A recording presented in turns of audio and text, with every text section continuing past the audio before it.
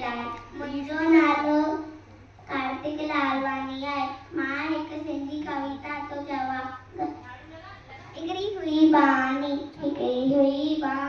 जयरामंदी हुई नानी, जयरामंदी हुई नानी, तॾहिं डरदी हुई दादी, तॾहिं डरदी हुई दादी। कुत्ते दी हुई काकी, कुत्ते दी हुई काकी, तेरी